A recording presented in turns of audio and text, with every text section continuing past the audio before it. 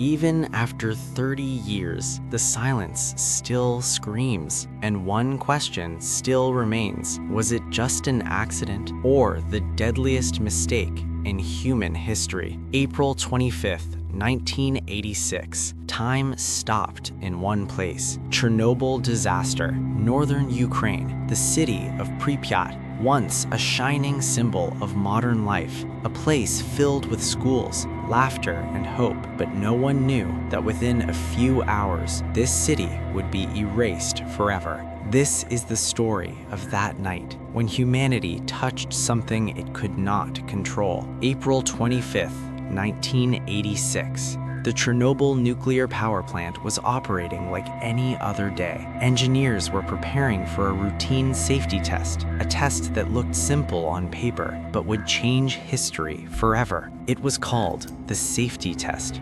Reactor 4. No one realized that this safety test was about to become the most dangerous experiment in human history. That night, the reactor didn't explode instantly. It didn't break in a second. It slowly began to swallow everything alive. Power levels in Reactor 4 were being reduced, but instability began to rise. Operators tried to continue the test anyway, despite warning signs. One wrong decision after another, each one small but deadly when combined. No one understood that even a tiny mistake in nuclear systems can become irreversible. April 26, 1986, 1:23 a.m. A sudden blast, a violent shockwave, and then silence, broken by chaos. Reactor 4 had exploded, but this was not an ordinary explosion. It was a nuclear meltdown. A blue glow lit the sky. Invisible death spread through the air. Those who saw the sky that night didn't see fire. They saw something far worse. They saw death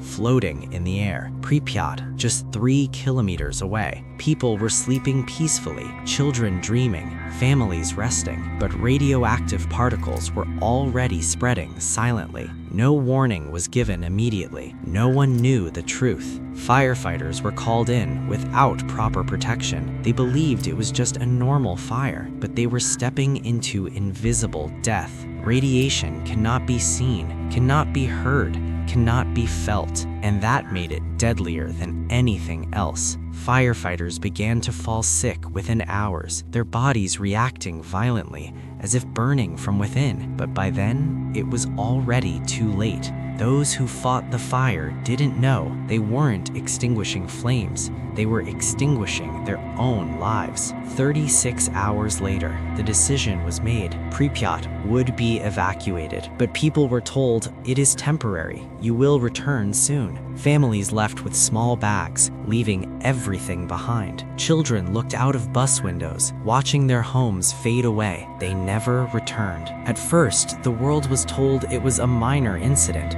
but the truth was far bigger. Radiation had already spread across Europe, even detected in Sweden. The secret could no longer be hidden. Lies can survive for a while, but truth always returns in its most terrifying form. Thousands of workers were sent in, known as liquidators. Their mission was simple: contain the disaster. They worked in extreme radiation zones, removing contaminated debris. Many survived only weeks or months, but they saved millions of lives. They became silent heroes of an invisible war. The area around the plant became the exclusion zone. Pripyat turned into a ghost city, a frozen moment in time. Ferris wheels still stand, but no children ride them. Schools remain abandoned, books still lying open. Clocks stopped at exactly 1:23. The most terrifying truth is not that people died.